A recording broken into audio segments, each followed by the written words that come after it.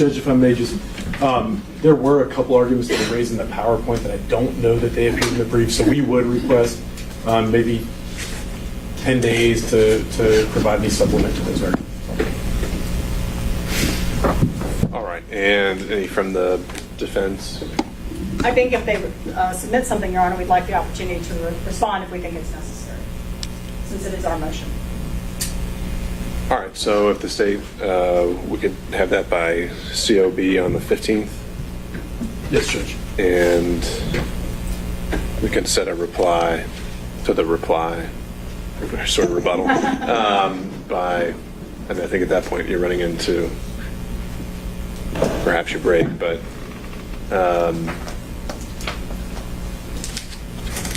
maybe we could say by the 2nd. All right. Okay. I think we probably, hoping everyone packed lunch, I think we probably need to take our a bit of a noon break here. I'm wondering if we could be back and begin the next argument before we're looping in, I presume by Zoom. I don't know if the other co-counsel are joining us in person or by Zoom for the, what I was thinking would be some straightforward arguments on scheduling that they had raised, and then we can pause where we are and then resume. So my thought is come back at 12:45 and get started on the next argument. All right, let's do that then. We'll be in recess. Thank you.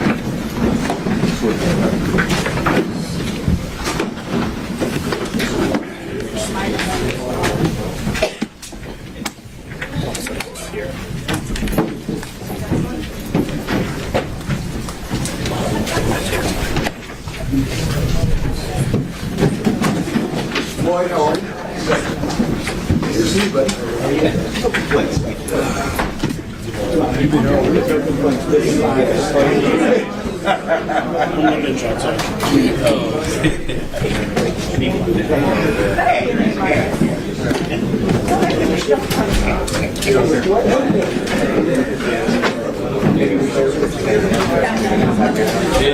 Not only did we come back, we came back over.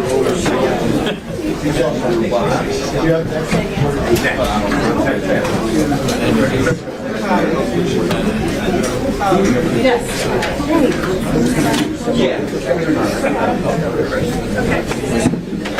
You give it all? Craig's the teacher. Try not to lunge on in on any of those. No, I hear you. So that would be coming to Chris and Richard.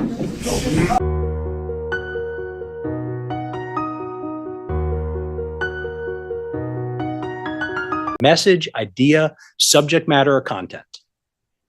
Now, that's devolved into a bunch of different types, political, commercial, and other speech.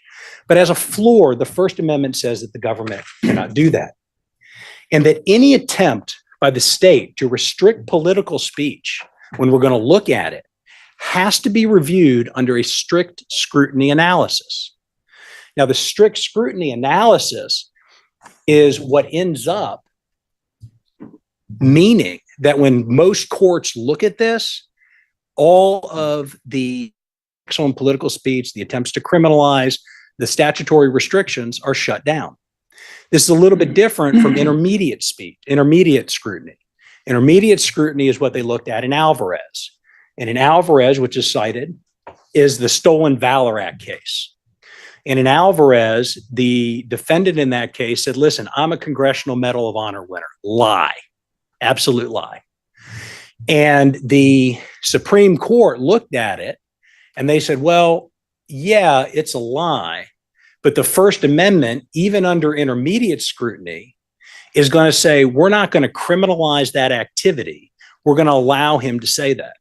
So even under intermediate scrutiny, there's tons of protections, but then it gets ratcheted up when you're dealing with political speech, which is what this is. And the Eighth Circuit, again, quoting from United States Supreme Court cases, said that when you go ahead and you apply strict scrutiny, there is going to be almost no amount of fine tailoring that a government can do with its prosecution or a statute that can override the overwhelming free speech protections speech. And they say that because a criminal prosecution of political speech is particularly dangerous, quoting Judge Breyer, and consequently, it can easily result in censorship of speakers rather than their ideas. So what they're saying here is they are saying, listen, I get it. There's an interest in having some type of restrictions on the manner of speech that we have on elections. We want to have good outcomes here. But we're going to weigh that against the chilling effect of restricting that speech as it relates to the elections. And the Constitution and the Supreme Court have said, we're going to put up with a heck of a lot of speech before we quiet it, because the result of telling somebody or prosecuting somebody for saying something about an election that a DA disagrees with is terribly, terribly dangerous in our society. And we're going to potentially shut down all of that speech with regard to dissonant or dissenting views we don't agree with. I'll get the word out.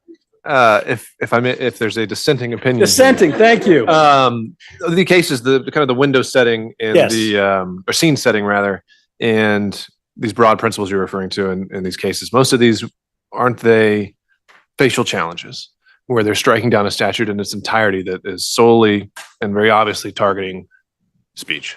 Well, I think that that's right, but I think that you can attack the indictment here and the statutes under which it's charged upon just within the four corners of the complaint. Again, we're going to accept everything in there that they say is true, but even when we're accepting everything that they say in there is true, it doesn't reach up to these, and they are broad principles. But Just so I'm clear yes. what lane we're in, though. Yes. The argument isn't like many of these cases that we read about and that establishes principles that the fraud statute Right. has to go away. It's as applied here. Mm-hmm. It's unconstitutional. As applied here is unconstitutional. Yes. We have to get over that first hurdle of whether we can make an as applied challenge. 161020 should be attacked facially. Okay. Haley makes that hard, but I think that it should be attacked facially. That probably is, the rest of them would be as applied. And then the next thing, Your Honor, again, kind of going, I'm sorry. No, go ahead. Oh. And once we decide that this is, I'm sorry. Once we decide that it is political speech, both the state and the legislature have a duty to do two things. They have to show that there is a compelling state interest with regard to what they're doing. And they also have to show that the restrictions on the speech are as narrowly tailored as possible. So that's what I'm getting held up on again. Yes. Because that whole line of analysis, the legislature has nothing to do with this, right? Because the statute is what it is. Right. So in terms of whether it's been narrowly tailored or whatnot, if we're as applied, that's not really coming in, right? No, you're right with regard to the attack on the statute, but what I'm getting at is the prosecution here, and the point being with regard to all the statutes that are at issue and everything that they're prosecuting is that as applied, none of them can stand because, and I'm about to get to this, because there is counter speech available. And the counter speech that's available, and that's discussed a lot in Arneson, what the courts say is, listen, if you have debate and you have false speech, the Supreme Court has said, listen, the remedy for speech that is false is speech that is true. This is the ordinary course in a free society, and the response to the unreasoned is the rational, the uninformed, the enlightened, the straight out lie, the simple truth. And what happened in Arneson is that the court said, listen, if you say something false with regard to this ballot referendum, somebody else is going to pick up the ball and say something true. And you're going to have an invigorated debate about those issues, and that'll wash out in the election. What do we know about this case? Every single thing, every act, every count that's talked about in this case was published in real time. Every single thing was very, very hotly contested. There was more than enough, a ton of counter speech. And what happened? What happened is the court challenges were resolved. Joe Biden was put into presidency in January of 2021. And we were done. But I don't know if The that legally makes a distinction, because if, as the state's theory as alleged had succeeded, you wouldn't then say here, I would have presumed that a prosecution is now greenlit under these same principles. Under the same, I'm sorry. If it's violating free speech regardless, Right. it doesn't matter whether it was successful or not. No, it doesn't matter whether it's successful. No, that's exactly right. All I'm saying is that part of the American experience is saying, listen, we're going to allow, it doesn't matter whether it's successful or not. Absolutely right. But what I'm saying is that the counter speech here that was available led to a result that apparently the state wants. And the counter speech led to robust debate, court cases, and you got a result. And that is what the framers were trying to protect. That's what Arneson was trying to protect. That's what the United States Supreme Court is trying to protect in virtually every single case that they talk about. And I've noted here that when you look at the various cases, and I've cited a ton, these are a hand, I mean, you can cite Supreme Court cases and First Amendment cases all day long. But in all of these cases that the Supreme Court raises when it relates to political speech, it is almost invariably going to fall out on the side of let the speech occur. Even if it's false, even if it's fraudulent, when it's in the course of an election, and especially a presidential election, and especially when you're going to have people on the other side going at it hammer and tong to figure out what is the truth. When And through you that say even as with fraudulent, do you mean even if false? Even if false, yes, Okay. excuse me. Even if false.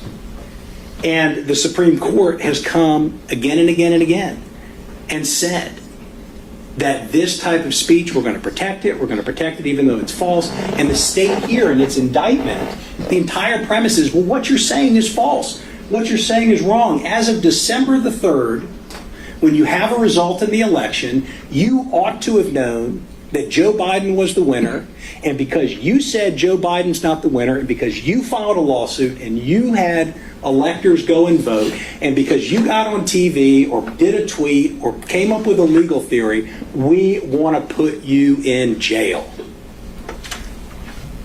That is anathema to our history, and it's anathema to the First Amendment. And I also cite cases here with regard to Georgia that are in accord. And, you know, Your Honor, before I kind of jump ahead,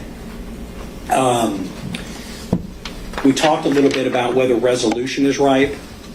The Georgia Supreme Court, in a series of cases, have said that even if you have an as-applied challenge, you need to decide that case up front when it involves a First Amendment constitutional challenge, maybe not the same with other constitutional challenges. It also says that the court can consider a demur based solely on the state's averments, and that's all we're asking here. We're not asking for anything else other than what's in the four corners of the complaint. And so, taking all that, and I've truncated it quite a bit, but if you look at the cases, if you look at what's in the indictment, this isn't close. The defendant's statements and actions here are challenging the processes of the 2020 presidential election. It is political free speech. Once we know that it's political free speech, subject to strict scrutiny, The state tries to impose a viewpoint restriction on the defendant. You did not accept that Donald Trump won, and the entirety of the indictment is focused upon punishing defendants for that speech. And the state cannot show that the prosecution is narrowly tailored or that any of the statutes in the indictment are narrowly tailored, especially when you have counter speech here that is available. And the First Amendment absolutely precludes any of the state's claims here. And I think one thing that I wanted to, hold on one second. All right, got it. Is we are in the throes of this, right? I mean, it's hot, it's emotional, it is something that is topical. And we think this is the first time America has ever gone through this process. It's not. It just is not. I was down in Florida in 2000 for the recount of the Bush versus Gore election.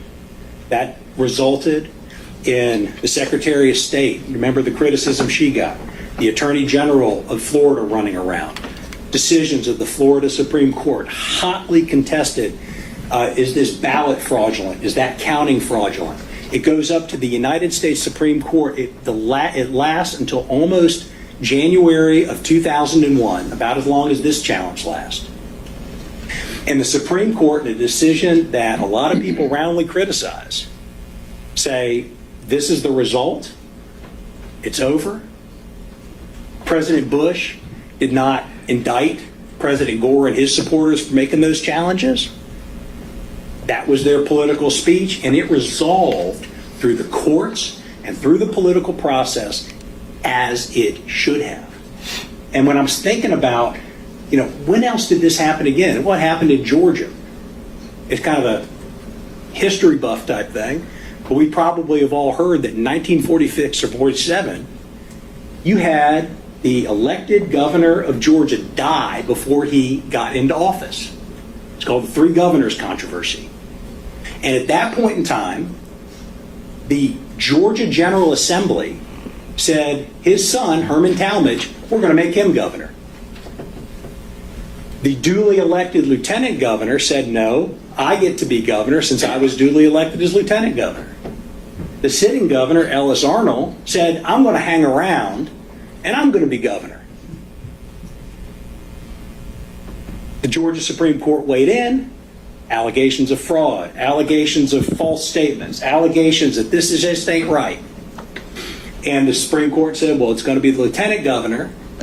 But the members of the General Assembly that said it was Herman Talmadge, they didn't go to jail. Herman Talmadge didn't go to jail. Ellis Arnold didn't go to jail because they were advocating for a position that got worked out through the political process.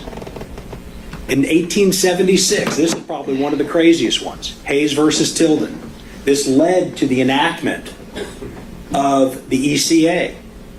Tilden was the popular winner. He was one vote shy in the electoral count, and Congress disallowed that one electoral vote from Oregon. They then didn't know who it was. At least according to the research I've done, this almost led to a second civil war. You have Congress put together a 15-member panel to figure out who's going to be the president, and it ultimately gets decided in a hotel room. Nobody went to jail. Very recently in Georgia history, the Kemp versus Abrams governor's election. Stacey Abrams said Brian Kemp didn't win. He illegitimately won. The election was based upon voter suppression. Numerous lawsuits won. She lost every one of those lawsuits.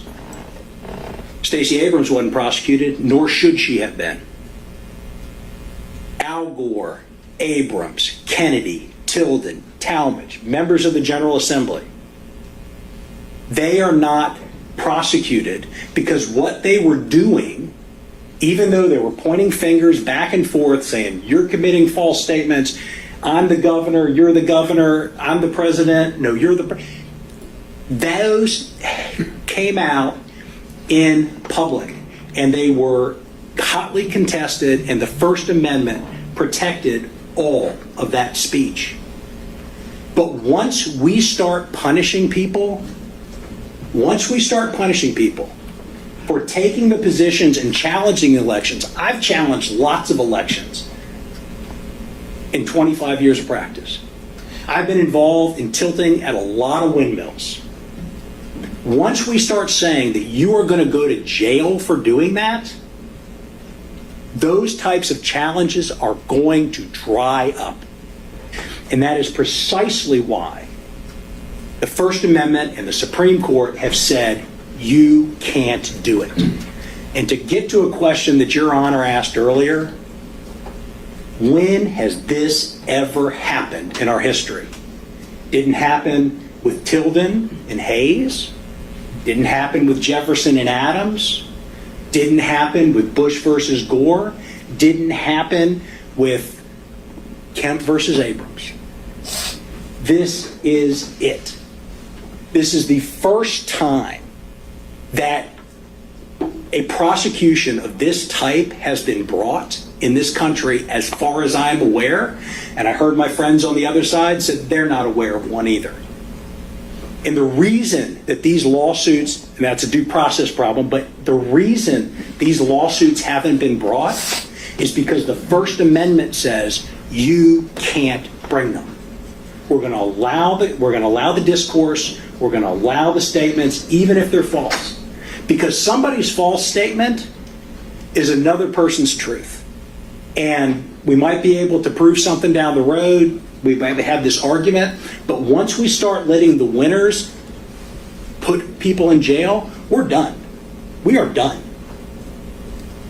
And that, our framers said, we're not going to allow. That is what the Supreme Court said during the civil rights movement, when people were making, you're violating the peace. You're saying something that we disagree with. You are making statements about these types of civil rights issues. You got to go to jail because you're standing on a public piece of property and you can't be there. The Supreme Court repeatedly says no. Whether it's your action, your petition to government, your speech, we're not going to allow the state to come in and say, you go to jail because we disagree. It is about as strong a presumption, it is about as strong a piece of law that we have in this country. And again, the reason we've never seen it before is because this is unprecedented. We can have all kind of disagreements about candidates, all kind of disagreements about policy, whether or not we think that what they did was morally right, good, bad, or indifferent. But we don't jail people over this in this country. Your Honor, and then very last thing I'll say is I think we especially don't jail people when they go and they give their statements to their elected officials and say, hey, I see a problem. Will you guys look into this problem? I see a concern. Will you look into the concern? That's the people you're supposed to go to. Go to jail, says the state. No, I say, and no, says the First Amendment. Thank you, Your Honor. Thank you, Mr. Nolowitz. Your Honor, may I address one specific point that I raised in the motion?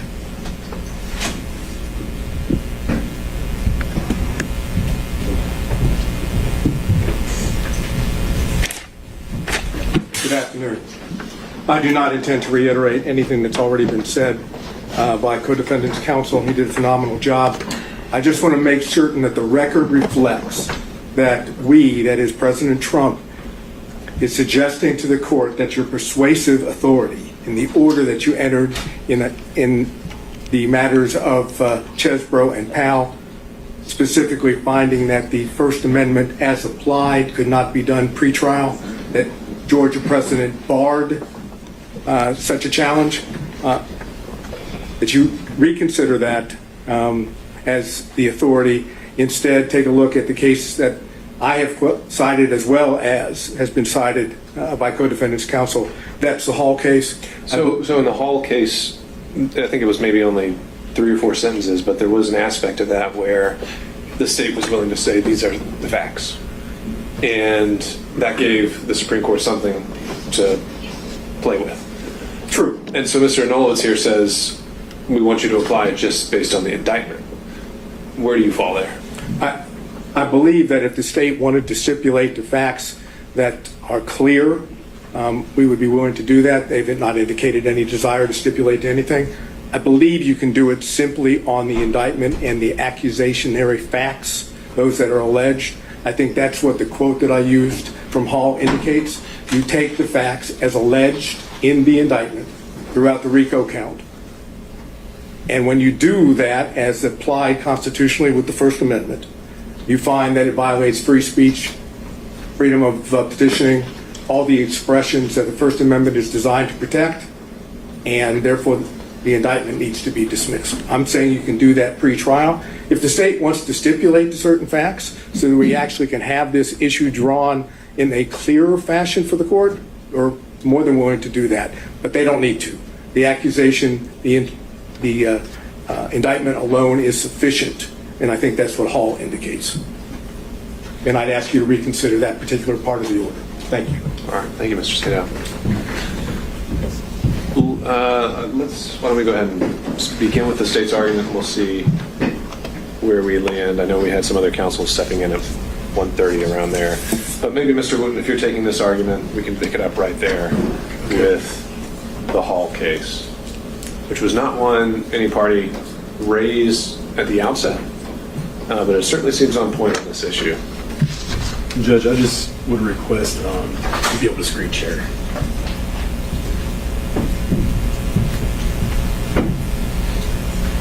I don't think I've got the Yeah. All right, so we need Mr. Wooten and then.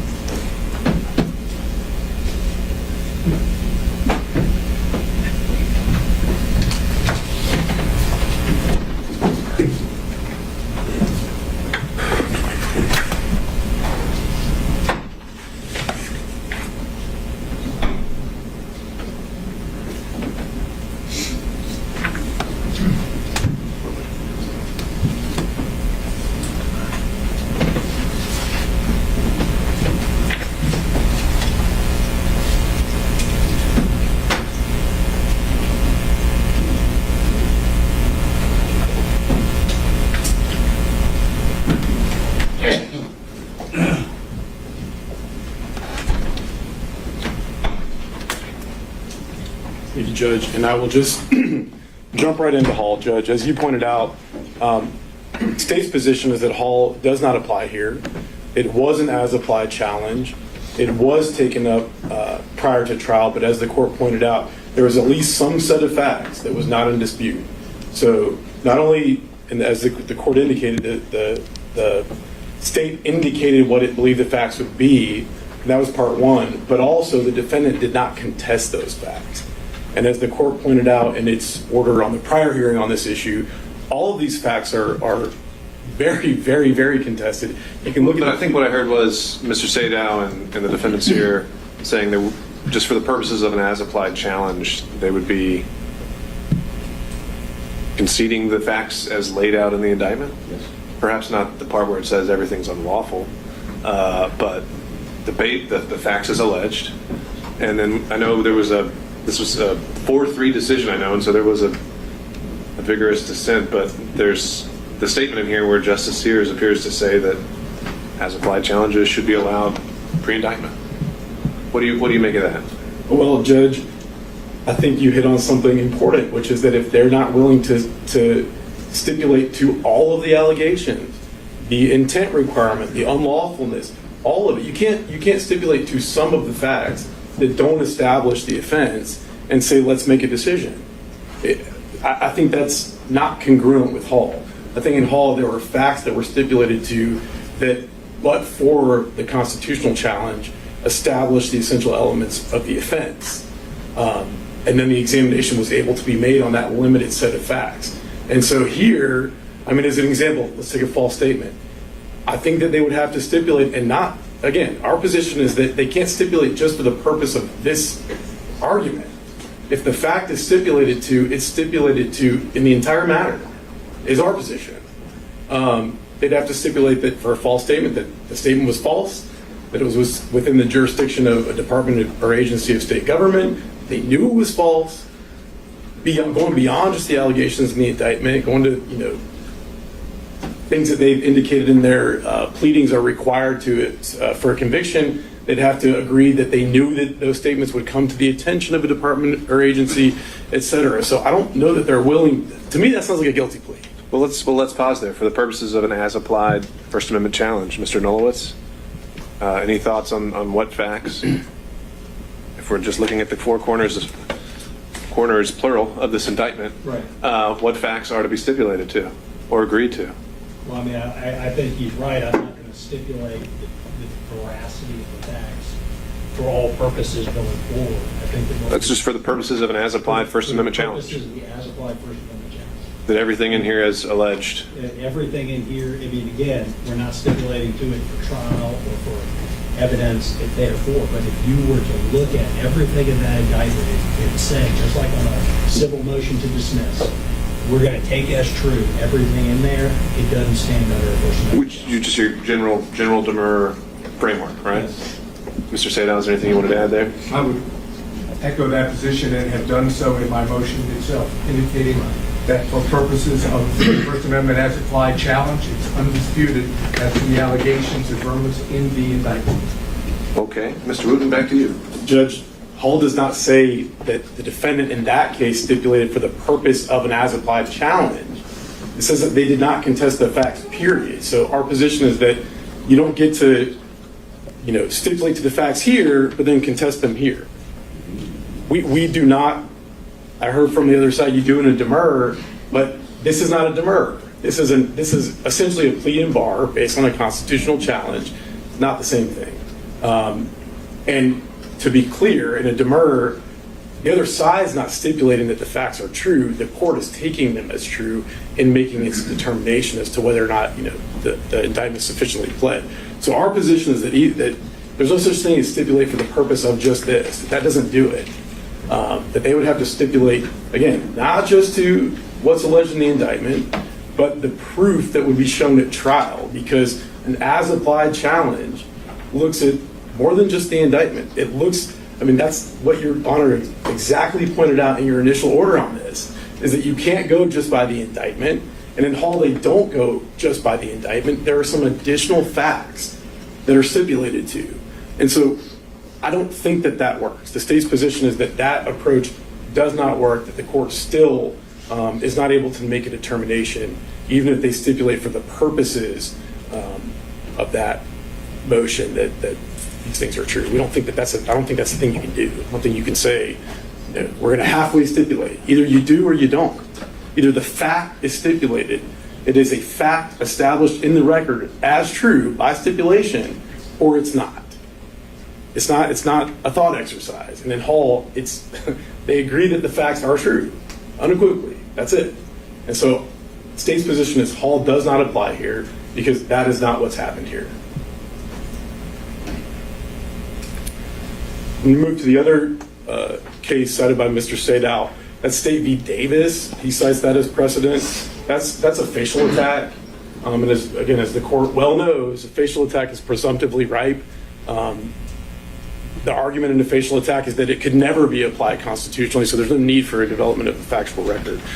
So we agree with the court in its first order on this issue that these issues are just not right. There's no facts in the record as it relates to, there's some facts as it relates to some collateral issues, bond revocation, et cetera, but there has been no testimony under oath, no evidence, no exhibits admitted. There's no facts in the record. And so the court cannot make the determination at this point. I do want to hit on a few things, just bigger picture. We heard from the other side these grand statements about this is a prosecution of political speech, this is a prosecution of expression, this is a prosecution of association, petition, etc. That is not true. And the indictment tells you so. This is a prosecution for violating the Georgia RICO Act, individuals conspiring to participate in a pattern of racketeering activity while associated with a criminal enterprise, It's a prosecution for solicitation in violation of oath of office, false statements and writings, impersonating public officers, and the list goes on and on. Some of these are crimes involving expression. Some of them are not. Conspiracy is not a crime involving expression. It's a crime involving a corrupt agreement. And the crimes that do involve expression are specifically, we have specific authorization from the Georgia Supreme Court and the United States Supreme Court to prosecute that type of speech. And again, looking at Alvarez, the First Amendment does not protect a few historic categories of speech, including speech integral to criminal conduct, fraud, speech presenting some grave and imminent threat the government has the power to protect or to prevent. And Haley, as the other side pointed out, again, holding that 1610-20 is constitutional on its face. And so I bring this up to say that, I'm going to go back 2 slides, even if any of these issues are right, as a general matter, the defendants aren't telling the court what they want it to do, because you don't get to come in and just say the prosecution is unconstitutional. That's not how a constitutional challenge works. What statutes are unconstitutional? It's how an as-applied challenge works, though. Well, they're not saying, Judge, which statutes are being applied in an unconstitutional way. I mean, I guess we've heard all of them, but we haven't seen any analysis in the briefing or in the argument of how each specific count is applied unconstitutionally, has that criminal statute applied to it unconstitutionally. And so the state's position is that if the court's willing to entertain that argument, we'd ask that you make the other side reduce those arguments to writing, give us the opportunity to respond. They weren't in the briefs. And so I don't really know how we can respond to a blanket constitutional challenge that doesn't have any specifics, doesn't talk about statutes, doesn't analyze specific facts. There are no facts in the record, of course. But we don't get that analysis of exactly how each of these counts are being prosecuted in an unconstitutional as-applied way. It's just not there.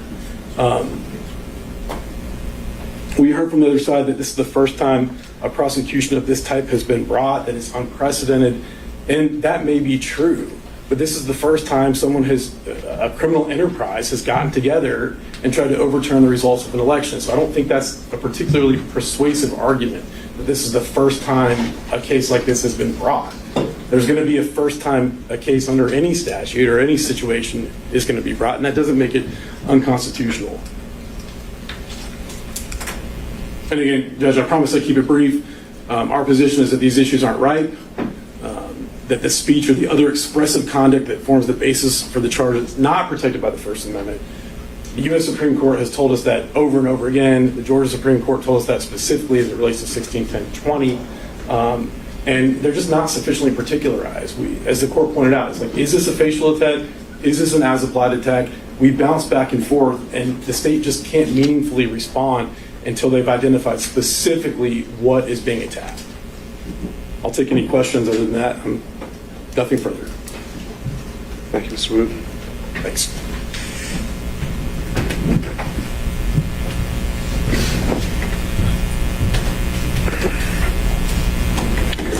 Very briefly, Your Honor, again, with reference to the Alvarez case, the Arneson case talks about it and says that, yeah, these certain types of false speech we're not going to give protection to under an intermediate level of scrutiny, but once it gets involved in political speech, yes, we do. The First Amendment covers them. The other thing, just 2 quotes. A prosecution motivated by a desire to discourage expression protected by the First Amendment is barred by the U.S. Constitution, and it must be enjoined or dismissed, irrespective of whether the challenged action could possibly be found to be unlawful. That's in our brief. U.S. versus PHE 965, Fed 2nd, 848. Freedom of speech is protected not only against heavy-handed frontal attack, but also from being stifled by more subtle government interference, such as via post hoc prosecutions for political expression and activities under the guise of enforcing general criminal prosecutions. That's in our brief. And they have not been addressed here. It is staggering to me, that the state would stand up and say, we accept every allegation for the purposes of this indictment. We'll accept them all as true.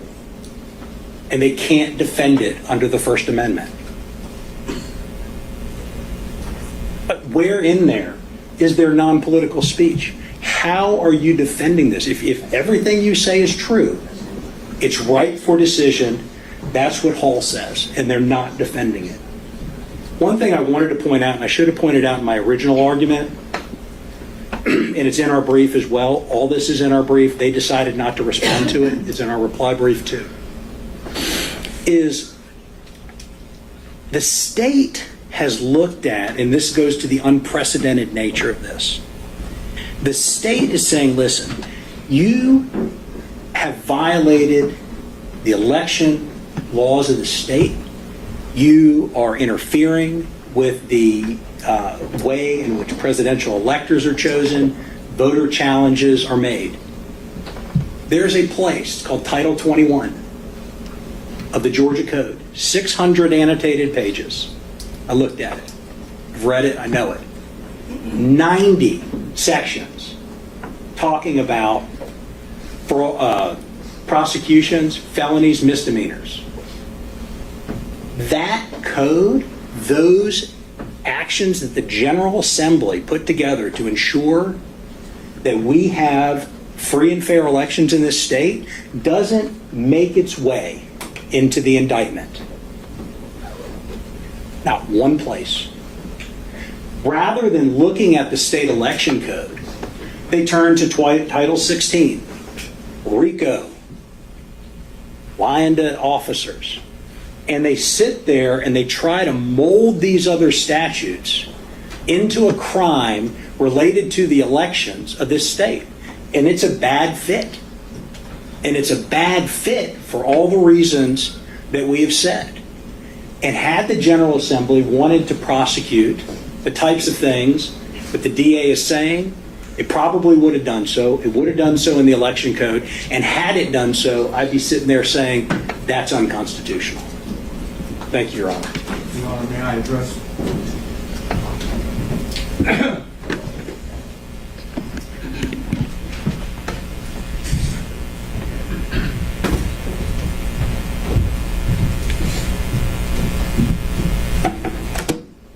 Again, I will be specific. I've taken another look at Hall, and I searched for the word stipulate. It doesn't exist. Hall had nothing to do with stipulations. It had to do with a determination to be made on the record that was presented to the trial court. In fact, the opinion points out, because this matter is being reviewed following the trial court's denial of Appellant Hall's motion to quash the accusations against her, the underlying facts have not been fully developed. The state represents to the court, and then it talks about what the state's representations are. It does not speak in terms of what the defendant, Hall, stipulated to. As I said, it's not even in there. But I think the footnote itself, which I mentioned in my motion, and you go to footnote number 2, is most telling. It indicates the dissent urges that in considering Hall's vagueness challenge, which we understand to be the First Amendment challenge there, which would echo or mirror our First Amendment challenge here on freedom of speech, we are limited to the allegations of fact appearing in the indictment. What this means to me, and I'm suggesting to the court, is that all 7 justices were in agreement that you can take the allegations of fact in the indictment and make a determination of an as-applied constitutional challenge. The dissent's only issue was other facts were being considered. We don't want other facts being considered. We are more than willing and have indicated on the record that we will agree for purposes of a First Amendment challenge that the allegations, averments, facts in the indictment are to be taken as true for purposes of that challenge and that challenge alone. It's exactly what Hall suggests. It's exactly what 7 justices would have agreed on based on the footnote number 2. And therefore, we ask the court to find it right to be considered. If additional briefing then becomes necessary, once the court deems it appropriate to consider it as applied, both sides can present our position to the court, much of which has already been done so by co-defendants counsel. but then we can issue briefs and the court can determine law based on the allegations in the indictment as applied. Thank you. And so, Mr. Sadow, on that point, I would say that one of the goals or purposes today is to complete our record on these issues. So I think that if your or any other co-defendant's intention is to make a as-applied challenge firmly under the facts as averred in the indictment, this would be the time to do it. So, not right now, but through briefing. I was going to say, that might open up a in the little longer pretrial argument. stage. Yes.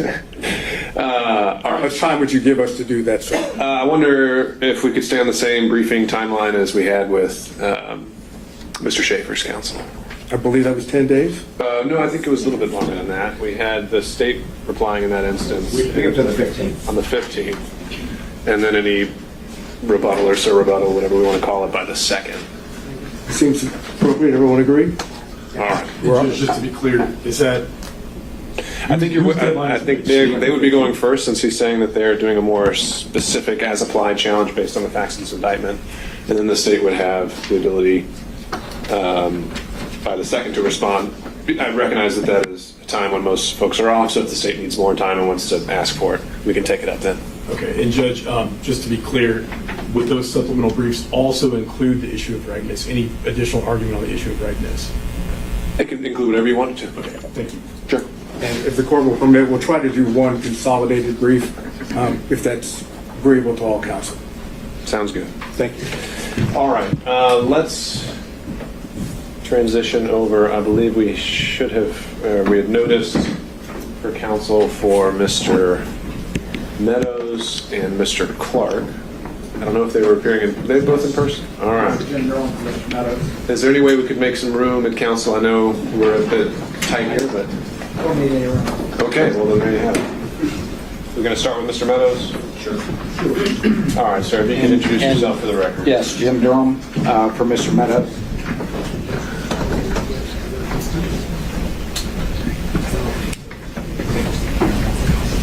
And Judge, for the record, I think I need 90 seconds. Okay, and your client has waived his presence here today? Yes, sir. All right. Simply, Your Honor, we're just asking for an extension of our deadlines.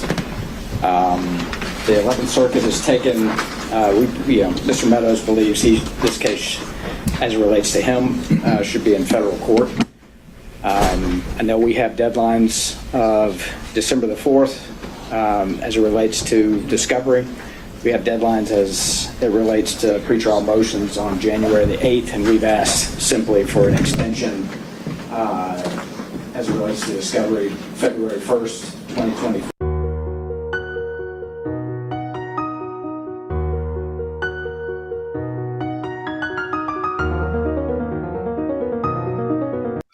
Just take a second and then we can come back, okay? All right.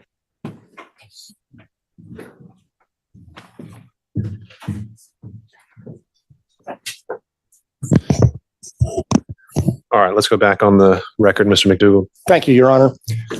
So when we filed our motion for an extension, we filed it the day after we had gotten a scheduling order in Mr. Clark's bar case in D.C.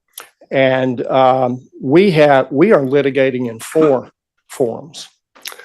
This court, the 11th Circuit, the D.C. Bar Evidentiary Forum, and the D.C. Circuit. And I detest whining by lawyers, but there is only so much that our team can get done. The wrong profession then. Yes. But so we were asking for time to get it past the bar hearing for the discovery deadline and the motions deadline. And as we have just informed the court at the bench, we have a change of circumstances in the bar case, which we think will change that schedule. The exact change is not yet been determined. The schedule ordered on November 7th is still in place, but we expect at least some of that to change. That means that I don't think we need quite as much time as we asked for in our original motion. But, you know, when it rains, it pours. Another unrelated case, I have a brief due in the Court of Appeals on January 8th. So it just never ends. So what on the discovery deadline, I believe the court indicated at an earlier hearing that it was less inclined to grant extension on the discovery than the motions deadline. And so what I would propose is that we be given 1 week on the discovery deadline. I think we can live with that.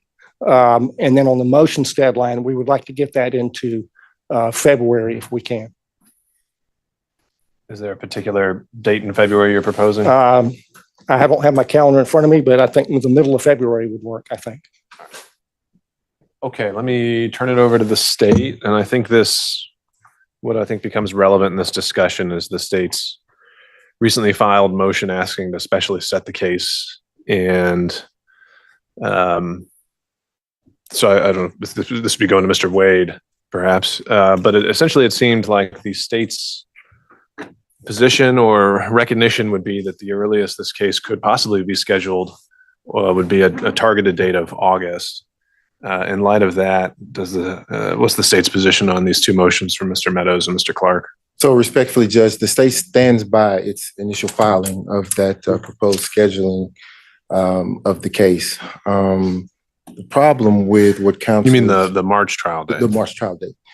Okay. The problem with what counsel is proposing is that he's asking us to somewhat depend upon what is going to happen in this administrative process that we don't believe has anything to do with what we're doing here. In terms of the discovery, we don't understand or know what's going to be turned over, the amount or how voluminous the discovery is, which would then affect what we would have to file to respond to it, or any motions that we need to file to get around some of the discovery hurdles that are placed based upon what they turn over. So we're not going to consent. Well, let me work through that first aspect, though. I know the state had asked, I think it was the day after the indictment was returned, for a March trial date. And some other things have happened since then. And I think the state said in its most recent filing and recognized that they don't want anyone severed. And yet we have the lead defendant scheduled to be in another trial at that exact same time. So how could we still stick to a March timeframe? So we believe that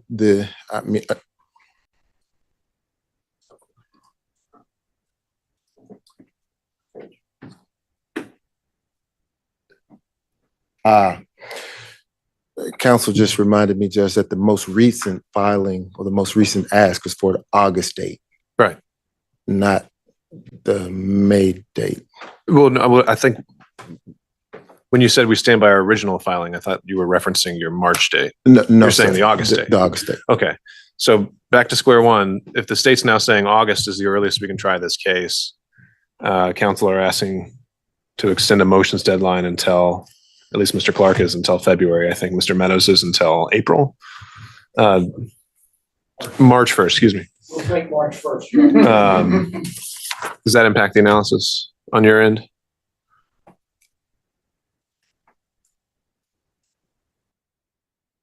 Somewhat, only because of the potential volume of what might be turned over to us. What volume of discovery, volume of motions? I don't think they're asking to reset the volume of the discovery. Well, I know they are, but one of them's asking for 1 week on discovery. It's more just when are these motions going to come in? So maybe that's something, if we need to take a minute to discuss, we can. But at the outset, as I noted, and I think Mr. McDougall recognized, I saw kind of a distinction between turning over the initial batch of reciprocal discovery. I didn't see that as such. First of all, that's less of a hard cutoff date as our motions generally. You know, reciprocal discovery can be something that's a recurring and rolling basis as soon as something becomes relevant and recognized in that way. But as I mentioned before, and I think this would still apply with equal force here, that we can keep that on this side of the new year. It's more the motion state, I think, that they're asking for more time on.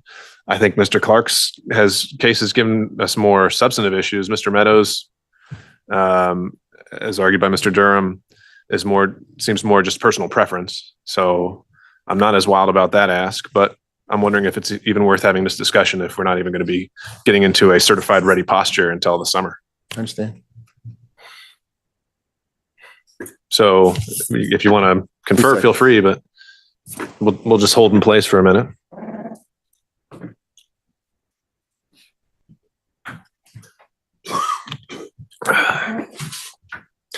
Well, Mr. Wade, before you step out, let me say one more thing.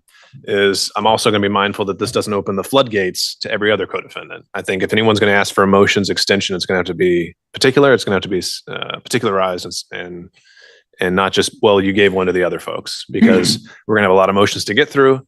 And I would plan to be using the time come January to start wading into those, just like we're doing today. All right.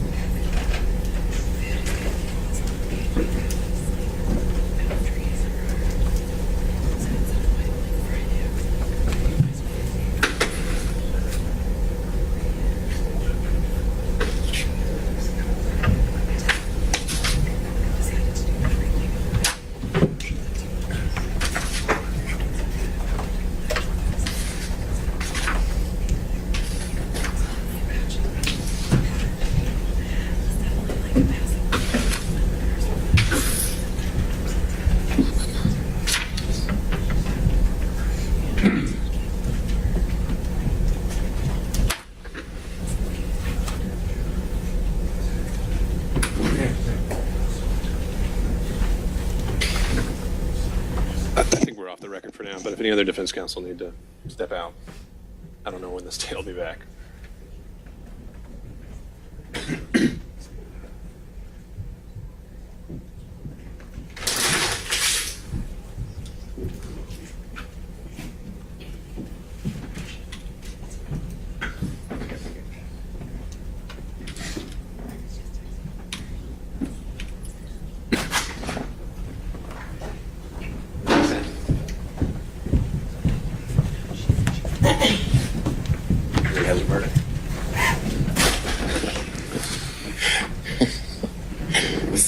Let's go back on the record then if we have everybody.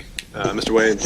So Judge, our obvious goal is and has been to stick to our August trial date. And in efforts to stick to that August trial date, Judge, we don't see an avenue where the court could push past maybe a February 1st motions deadline. If that happens, then depending upon how the court rules, then I think we're still safe. But also the issue of Mr. Meadows and Mr. Clark's actions that are pending in 11th Circuit will start to develop a pattern depending upon what happens in those cases as well. And we just want to be able to move our business here. All right. And on, I think it's worth taking up since it plays into this as well. state's motion for the specially set. Just at the outset, I'll say I'm not planning on making any final decisions on that today because I think all parties should have the right to weigh in and be heard on it. I think, correct me if there aren't any more recent filings, but the state filed a motion. We have a response in opposition from Mr. Sadow, and then just another response from counsel for Mr. Eastman. I'm not aware of any other filed responses yet. I'll say, just again, touching on it, just since we're all here together, Mr. Wade, one aspect of that was talking about a final plea date. I don't know if we necessarily need that in a case like this. The state's more than welcome, and it has its own prerogative to set its own deadline for negotiated pleas, but making everyone come in just to announce ready, I don't know if I see the utility in that. But when it comes to the August trial date, I don't know if that wouldn't be unrealistic in a normal multi-defendant case, even with a lot of pretrial litigation. That wouldn't be unrealistic. But obviously there are a lot of unique variables at play here. And so I don't know if that's going to be something that we can determine 6 months in advance. But I guess my question for you on that subject would be, how long does it take, would your estimate be for the state to ramp up, to have its subpoenas out? How much of a runway would you need? And this, I'm not holding you to it. This is more of a ballpark figure. I know you kind of got a trial run in October, but maybe that wasn't the ideal race for you. Yeah, yes, sir. I would say a reasonable time frame would be 30 days. Okay. And again, not holding you to that, but generally speaking, you're saying that if at any point, no earlier than a month in advance, the state would be showing up ready to go for voir dire. Yes, sir. Okay. All right. And then just because we're on the subject, but without making any determinations today, and because Mr. Sadow's here, I wonder, Mr. Sadow, would you like to weigh in and talk about some of the thought process behind the opposition? Well, the opposition at this point is fairly simple. My client has a trial date in D.C. in March. He has a trial date in Florida, Southern District of Florida, in May. The New York case, which kind of was the first one brought, if I remember correctly, is awaiting a new date. But it's, I think, going to follow the case in Florida. And depending on the length of cases, I don't see how any way this court could be set for trial in August. And of course, well, the state doesn't give it any consideration whatsoever.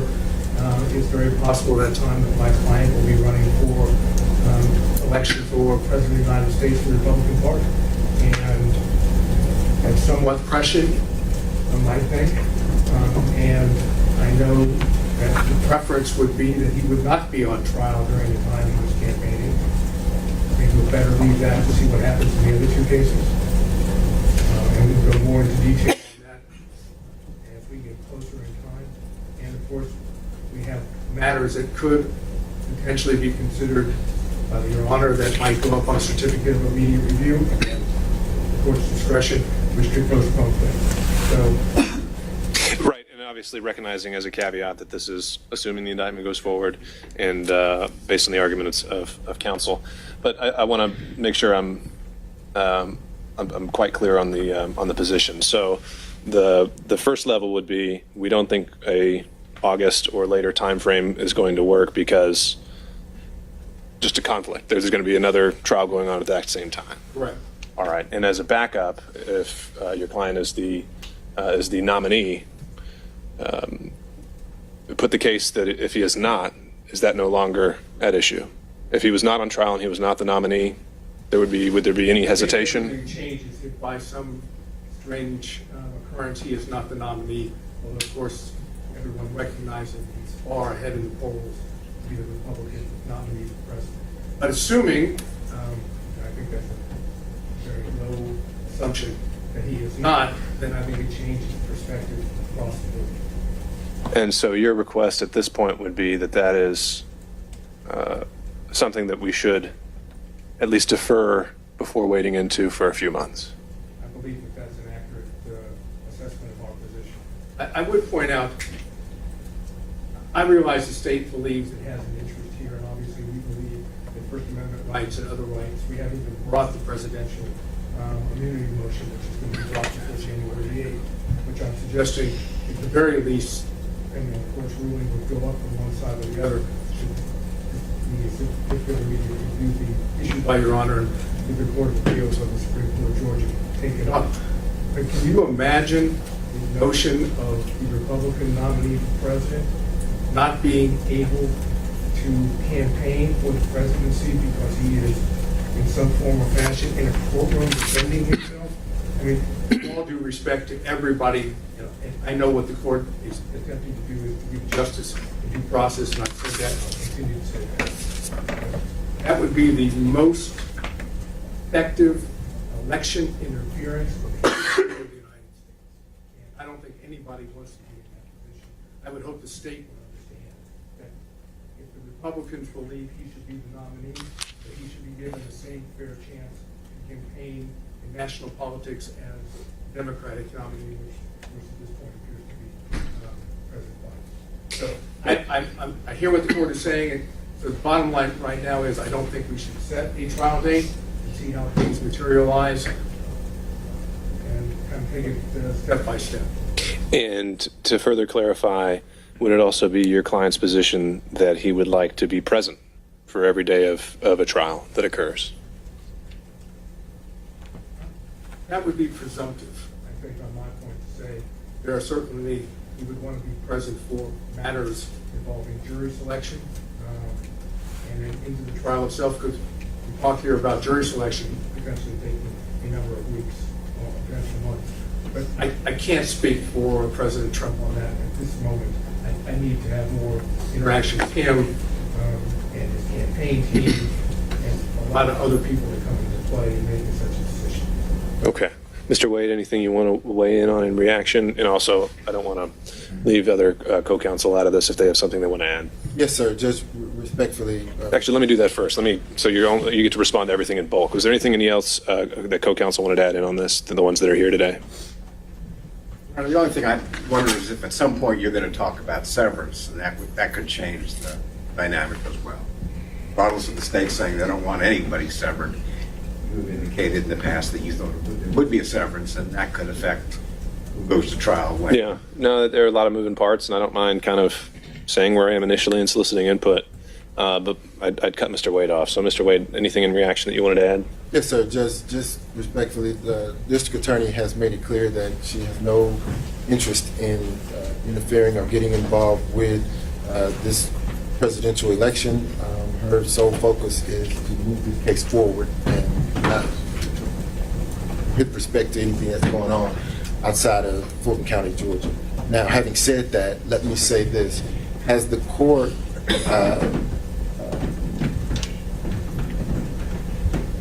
closed the door on possibly entertaining an order that would contemplate both circumstances in case the case does not move, the other case that the court is believing is going to go forward that would impede our ability to move forward with an August trial date? What if that doesn't happen? So could the court fashion an order saying that if it doesn't happen, then August it is?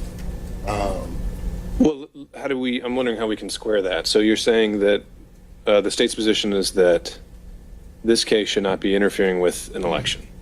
Mr. Sadow's position is that by going forward, starting in August, it would last, an estimate initially was 5 months. That was just with 2 co-defendants.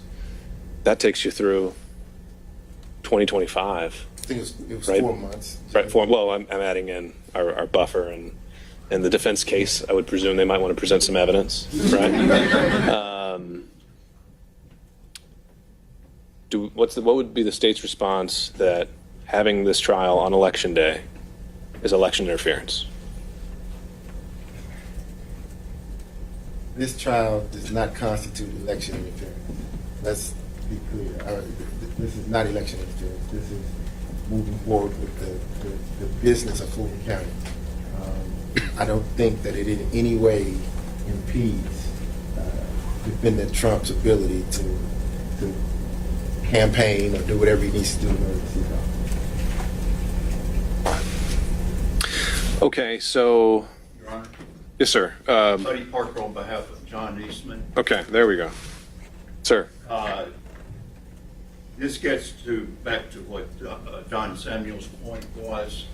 Dr. Eastman does not, if the cases were to be continued into 2025 without, that would be an entire year that Dr. Eastman wouldn't have his case addressed.